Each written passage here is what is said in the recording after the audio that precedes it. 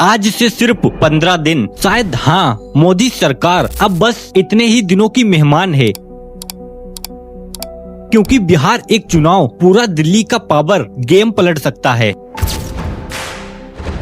अगर ये सच हुआ तो मोदी जी ये करते हुए नजर आएंगे।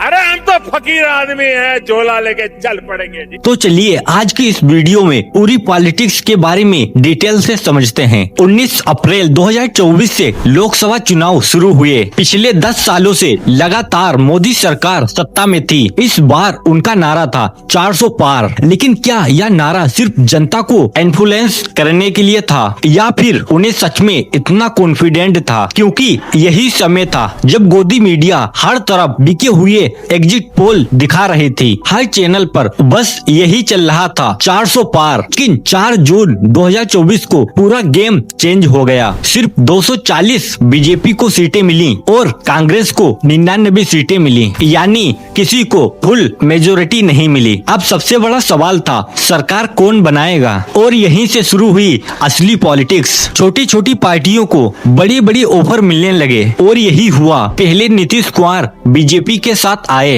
अपनी 12 सीट लेकर, फिर चंद्रबाबू नायडू 16 सीट के साथ एनडीए में जुड़ गए और छोटी पार्टियां भी साथ आईं और इन सबके नंबर्स को जोड़कर 293 सीटें हुई और तीसरी बार नरेंद्र मोदी बन गए प्राइम मिनिस्टर ऑफ इंडिया। लेकिन यहाँ असली ट्विस्ट है, पहली 2 बार बीजेपी अकेले फुल मेजोरिटी लेकर आई थी, पर इस बार गवर्नमेंट बनी थी कोलेशन की, मतलब रिस्क पर खड़ी हुई सरकार जो फ्यूचर में कभी भी गिर सकती थी। अब सवाल यह है, क्या सच में यह रिस्क इतना बड़ा है कि यह कोलेशन वाली सरकार गिर सकती है? तो असल गेम है बिहार। 2025 के नवम्बर में बिहार विधानसभा चुनाव होने वाले हैं और यहीं से सेंट्रल गवर्नमेंट का फ्यूचर डिसाइड होगा। बिहार में टोटल 243 सीटें हैं। करंटली अभी एनडीए की सरकार है। बीजेपी, जेडीयू, एचएएम और वीआईपी पार्टी मिलकर एनडीए के पास कुल 125 सीट हैं। मेजोरिटी चाहिए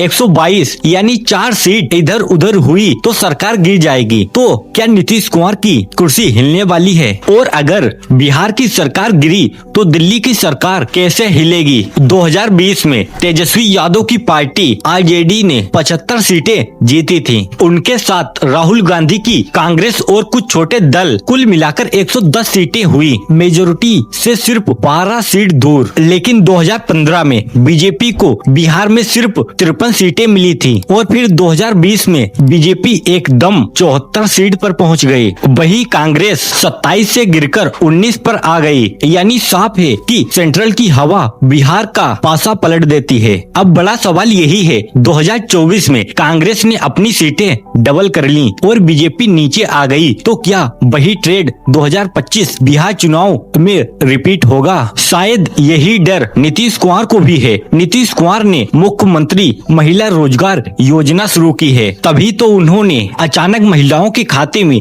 10,000 डालने का वादा किया है, क्योंकि उनको लग रहा है कि इस बार सीटें हाथ से निकल सकती हैं। पब्लिक को पैसा बांटकर वह एक बार फिर से चुनाव जीतने की कोशिश कर रहे हैं। लेकिन अगर 10,000 का कार्ड फेल हो गया, बिहार में महागठबंधन जीत गया, तो क्या होगा? सिंपल है, नीतीश कुमार तुरंत पलटी मार देंगे और कांग्रेस तेजस्वी के कैंप में चले जाएंगे, क्योंकि नीतीश कुमार की फर्स्ट प्रायोरिटी है बिहार सीएम की कुर्सी और राहुल गांधी उन्हें फिर से सीएम बना देंगे। और अब आप पूछेंगे बदले में क्या देंगे? तो नीतीश कुमार अपनी 12 सीट निकाल कर कांग्रेस को दे देंगे। मोदी सरकार सीधे 293 से घटकर 281 पर। क्या 281 में भी गवर्नमेंट सरवाइव कर सकती है? हाँ, कर सकती है, लेकिन यहीं पे एंट्री होगी चंद्रबाबू नायडू की। अगर राहुल गांधी उनको ऑफर दे दें कि आपको पीएम बना देंगे, तो क्या चंद्रबाबू नायडू बीजेपी के साथ रहेंगे? और जवाब है नहीं, और शायद वो तुरंत कांग्रेस में शिफ्ट